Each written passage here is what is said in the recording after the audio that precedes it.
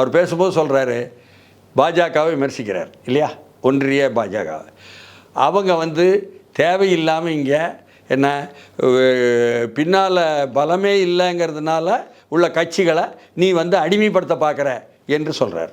அப்போ விமர்சிக்கிறார் அதிமுக. அப்படி தானே வரும். ஆமாம். அப்போ பாஜக அதிமுகவில் இருக்கிற பலவீனத்தை புரிந்து கொண்டு அதை வந்து தங்களுடைய அடிமையாக வைக்கிறது.